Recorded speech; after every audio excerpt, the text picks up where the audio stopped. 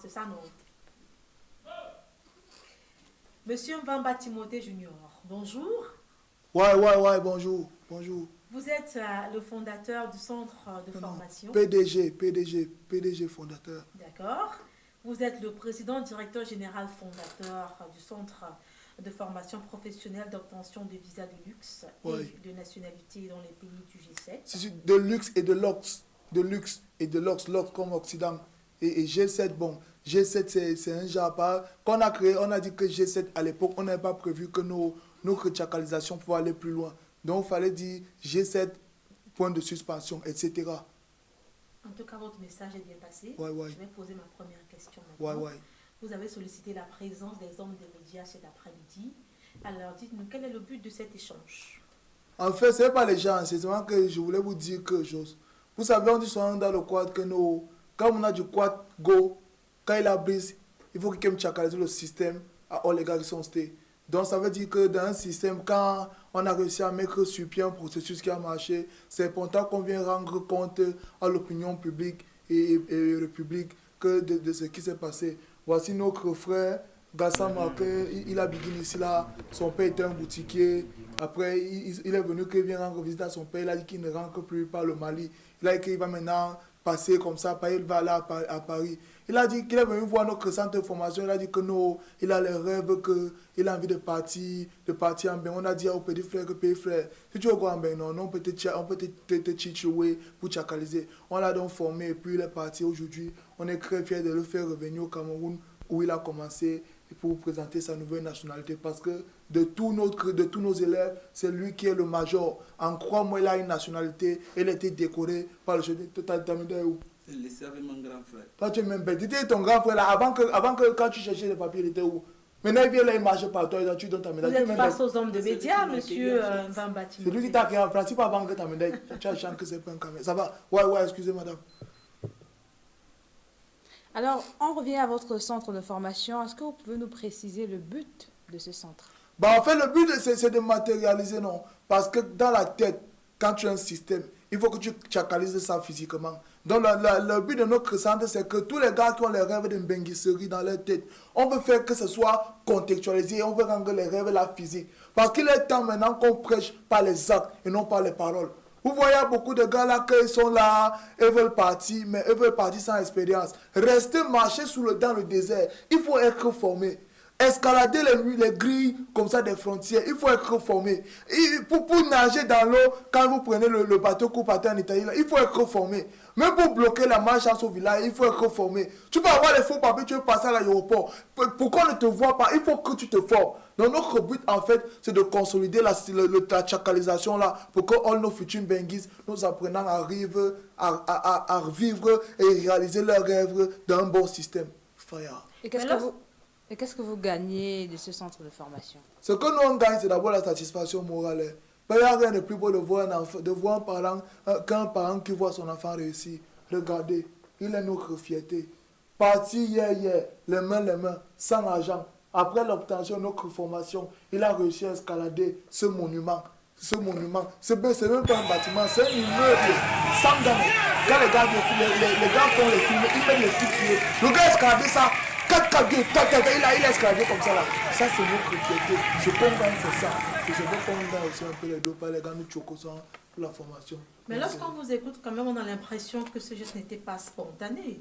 Vous savez quand même qu'il est considéré en France aujourd'hui comme un héros qui a volé au secours d'un enfant de 4 ans qui était sur le point de tomber quand même d'un immeuble. Mais lorsqu'on vous écoute on a l'impression qu'il l'a fait de manière calculée. Est-ce que c'est cela? Même mon diable, le Coran se prépare. Le Coran se prépare dans la tête. Ce que moi je vais vous dire, c'est que, bon, pour les profanes, c'est spontané.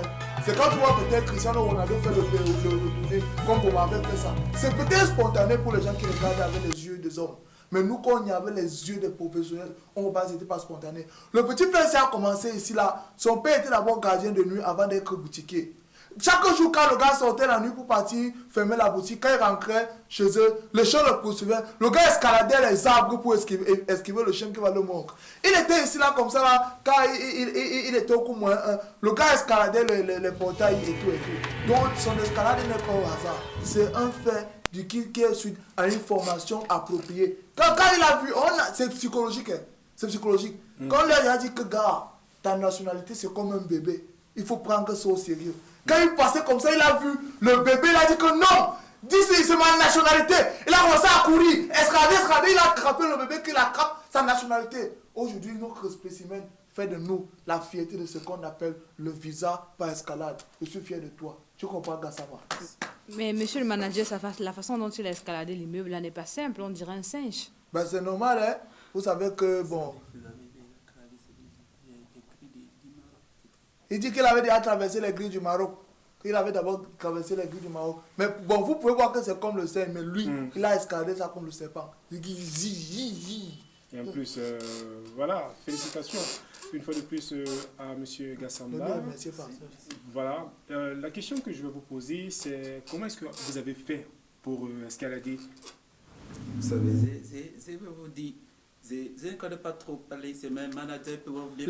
Bon, manager, vous pouvez répondre à sa place parce que le nouveau français a besoin des cours. Oui, il a... Pour escalader, c'est la passion et la foi. La passion et la foi. C'est même quand on vous guide les médicaments de la rue, comme ça, si vous êtes fier, si vous avez la foi que ça va vous soigner, ça va vous soigner. Si vous partez, Tchamavenga qui est plus costaud que vous, si vous avez la foi, vous allez vite. Donc, comment il a fait pour escalader, lui-même il ne peut pas expliquer. C'est nous qui avons les cahiers, on a formé. Alors, déjà dans votre centre de formation, monsieur Timothée Vamba, je vais vous demander combien de jeunes comme Gassamba avez-vous dans votre centre de formation? On a beaucoup. Il y a Tango qui était parti en Libye ici. Tango c'est parti chez lui. Il a tout vendu, il est parti, il est revenu ici là.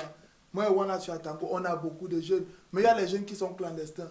Les gars veulent partir comme ça sans passer par la formation. C'est pas bon. Donc et tout ça. Ce qu'on voit, il y en a plein qui meurent au désert. Il y en a qui meurent dans les embarcations. Il y en a qui meurent sur les grilles. Il y en a qui partent comme ça, ils arrivent et tout ça. On a beaucoup de jeunes. On a beaucoup. Ils sont beaucoup. D'accord. Alors, si vous encadrez plusieurs jeunes, ça nécessite l'hébergement, la nutrition et beaucoup d'autres choses. Alors, qui finance tout ça? Bon, le financement, c'est un système. On fonctionne un peu comme MIDA. C'est quoi le MIDA? C'est un truc là, un peu comme MIDA. Tu mets les dos, on gère pour que ça paye. Mais surtout, c'est que dernièrement, là, l'État, on a gagné en 2017, on a fait près de 60 millions. Parce que les gars sont partis, ceux qui ont fait échec de mission là, quand ils sont revenus, on leur a dit les 60 ils sont quand même nous remettre ça. Ça nous permet de mieux adapter les modules de formation pour les éventuels mbenguistes qui arrivent. Donc c'est un peu ça. Qui finance? Tout le monde peut financer. Que faites-vous de l'argent quand vous voyez les parents des jeunes que vous avez? Mon frère, c'était pas dans l'ordre du jour. On va parler ça après. Monsieur Bamba, parlez-nous des différents types de visas détaillés que vous avez au sein de votre formation. Les différents types de visas détaillés. Oui, il y a plusieurs visas. Il y a le visa par Chouk en passe.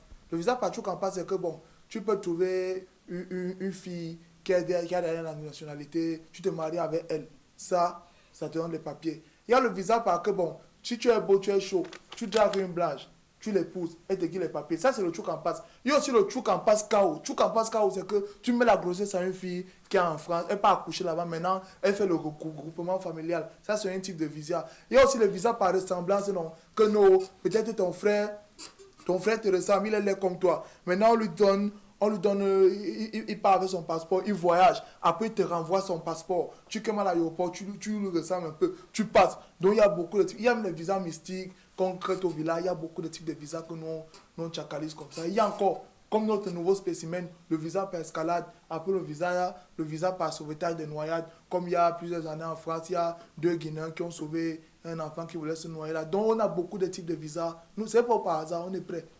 Okay, so if I would like to be trained by your foundation, what am I supposed to bring? Am I supposed to bring some documents? Am I supposed to bring money? What am I supposed to bring? On parle anglais dans votre centre de formation, ça ne doit pas être difficile. I suppose you're bilingual, so you're supposed Mon frère, la nationalité n'a pas besoin de français. Lui, là, il a la nationalité, il connaît écrit son nom. Tu connais écrit ton nom?